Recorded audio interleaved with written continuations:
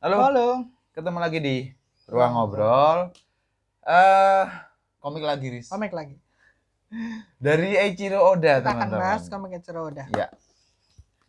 Mantap. Lu kok dua? Nah, kenapa, Riz? Mana yang duluan? Yang ini. Oke. Ini kan masih kertas koran nih. Kertas koran. Kertas koran. Beda kan? Beda. Kelihatannya sih Secara lebih ketebalan ya, beda. kelihatannya sih jumlah halamannya lebih sedikit padahal enggak, teman-teman. Cuman Karena kertasnya aja yang berbeda. ini kertas Ketebalan koran, ini kertasnya. kertas buku paper. Yes, Nah, gitu.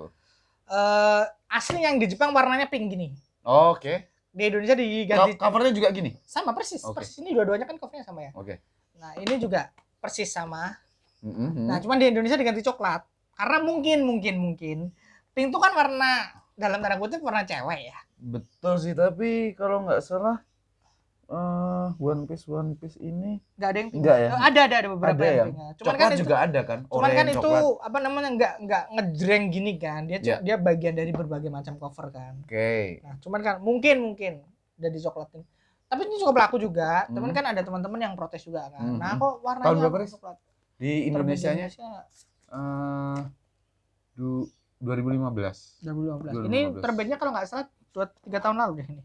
Udah 1 tahun kemarin malah. Versi barunya 2021, versi lamanya 2015. Ketika era comic book paper mulai marak, nah dia diterbitkan ulang dengan untuk membedakan dipakai format pakai cover warna yang sama kayak original.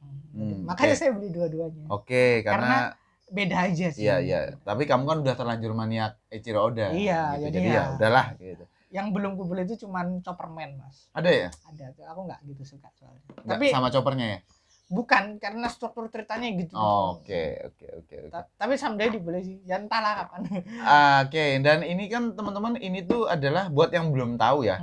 Ini tuh adalah kompilasi dari karya-karyanya Oda sejak dia SMA. Jadi begitu aku baca ini tuh menarik banget, teman-teman. Ini tuh materi yang sangat oke buat kalian siapapun itu yang pengen bikin komik mulai dari nol. Iya. Baik itu nulis cerita ataupun gambar, ini tuh sangat bagus karena ini ada 5 cerita, teman-teman, 5 cerita pendek gitu ya, 5 komik gitu. Dimana yang pertama Wanted ini sendiri tuh dikerjakan Oda pas dia SMA dan dia ngirimkan kayak ya lomba gitu, teman-teman. Wanted ini cerita soal Cowboy gitu. Dia untuk lomba dan menang di Tezuka Award, which is komikus atau mangaka yang menang lomba itu kan punya tempat tersendiri ya, baik itu dilirik penerbit segala macam itu oke. Dan ini kan diterbitkan karena memang tahun 98 Jepangnya tahun 98 itu karena memang One Piece sendiri sudah naik kan, sudah naik gitu. Kumpulan ceritanya ya, kumpulan ceritanya Oda kayak gitu. Dan ini bisa dipelajari, teman-teman, goresannya Oda, struktur ceritanya Oda, terus kemudian pola pikirnya dia. Karena di komik ke-3, 4, dan 5 itu 3 dan Hadiah dari Masa Depan dari Dewa. Iya. Dan sama Ikiyako. Nah, mulai Ikiyako itu yang ketiga, terus yang keempat Monster itu dia tuh sedang dalam masa proses menjadi asistennya. Salah satunya adalah Nobuhiro Watsuki atau Samurai X atau Rurouni Kenshin. Satunya lagi aku lupa, dia nyebutkan sih siapa gitu. Pokoknya dia tuh asisten dari lebih dari satu mangaka gitu.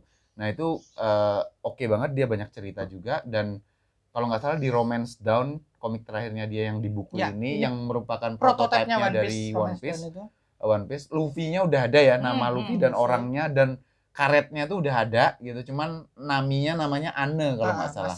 Masih belum. Ya gitu, tapi dunianya udah dunia laut, dunia lautan gitu. Nah, di komik Romance Dawn kayaknya dia udah mengerjakan itu, kalau aku nggak salah adalah dia udah nggak sebagai asistennya siapa-siapa sih. Kelihatannya sih seperti itu gitu. Di Wanted yang pertama yang pas dia SMA, terlepas dari mau deadline pengumpulan komiknya itu dia kecelakaan kan. Terus habis itu ya ternyata dia harus kerja lembur gitu untuk menyelesaikan komik untuk supaya bisa ikut lomba. Itu sendiri komiknya cukup menarik tapi merupakan adegan-adegan aja, teman-teman, adegan action gitu. Jadi ceritanya nggak story driven lah, emang ya udah cuman gitu. Ya biasanya kan emang orang lagi bikin komik itu kan dia cuman fokus pada aku pengen menggambarkan satu kejadian aja gitu. Nah, itu terus kemudian di dari langit atau hadiah dari langit itu dia Oda tuh mulai bereksperimen dengan cerita, dialog dan humor mas dan humor. humor dan kejadian yang lebih relatable gitu. Jadi aku mulai merasa humornya kerasa banget sih itu. Gitu. Humornya Oda prototipnya tuh dari sini, dari yang yang dari hadiah dari masa depan dia. Betul.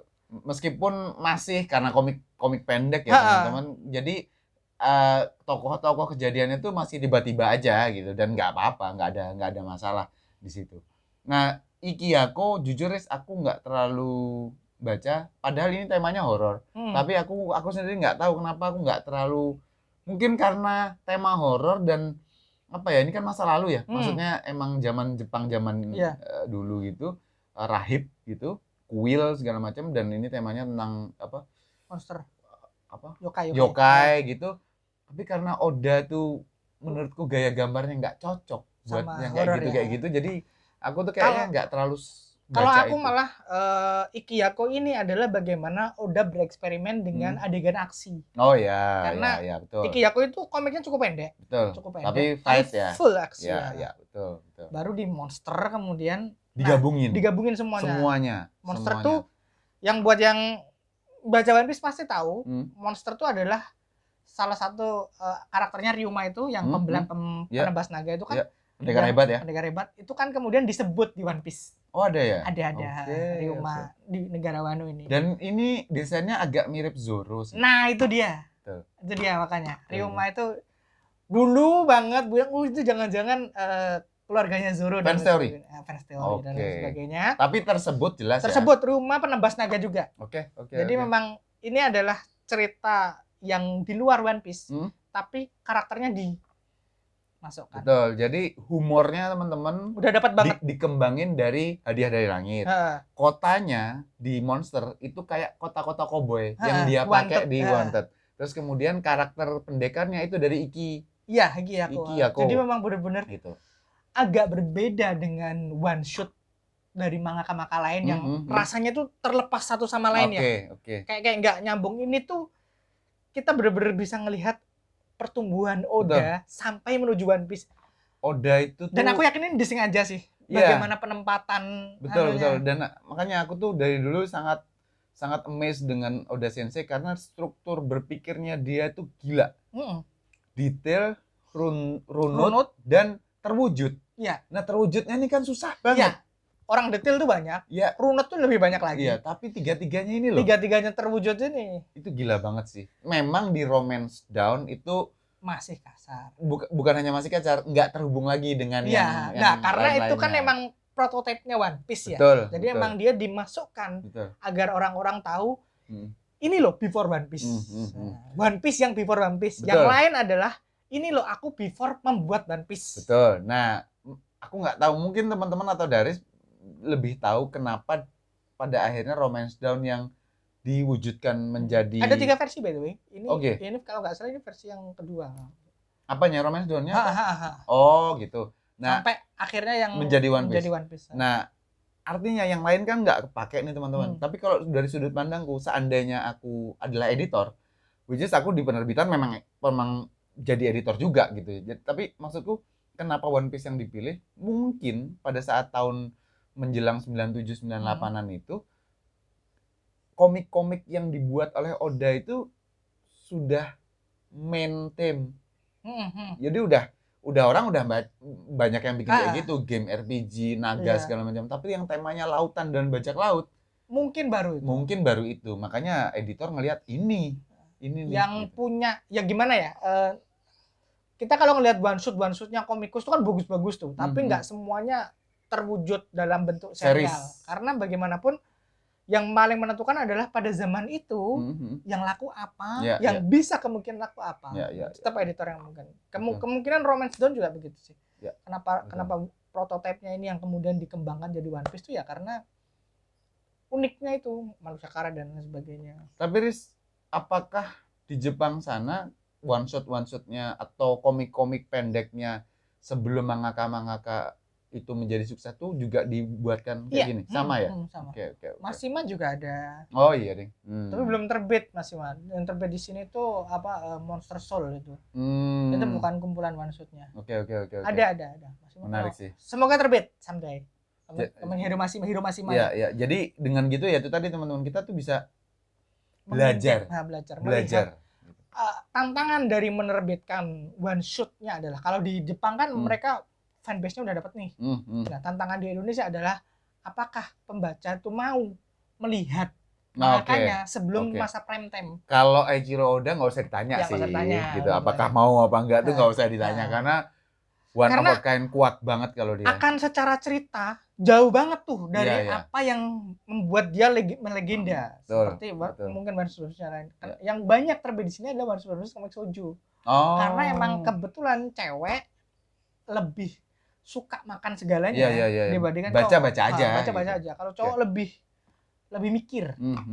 Bagus nih enggak? Iya, betul. Itu pengalaman dari bergaul sama teman-teman yang suka baca komik ya. Itu belum lagi kalau dari art ya. Belum lagi jauh. Ya, gambarnya kenapa masih jauh dari masa prime time-nya ini. Jadi agak lebih. Cuman mungkin agak shifting juga sih nanti anunya apa namanya behavior konsumen. Mudah-mudahan sih penerbit di Indonesia sih bisa ngelihat ini sebagai hal yang kemudian hari itu bisa diwujudkan lagi sih ya untuk mangaka-mangaka lain karena memang bagus sih materi-materi kayak gini. Bagus karena kita bisa ngelihat sebagai kolektor ya, sebagai kolektor, sebagai pembaca, apalagi sebagai kreator tuh ngelihat apa namanya perkembangan mangaka itu kan bagus banget. Seperti kemarin kita bahas Jojo, kenapa Jojo itu kok worth banget di koleksi? Karena kamu bisa ngelihat tuh perkembangannya Hiroki Araki dari tahun 80 sampai sekarang.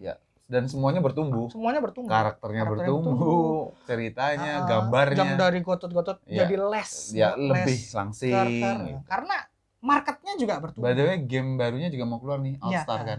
Aku juga ngikutin beritanya ya. Mainnya enggak. Aku juga enggak main kalau gamenya. Oke sih teman-teman. Ya kalau mau beli ini, kalian bisa beli di Jambusari Komik. Nah, nanti linknya akan kita sertakan di bawah. Link apa namanya Tokopedia, Shopee dan dan market sosmednya akan ada di bawah.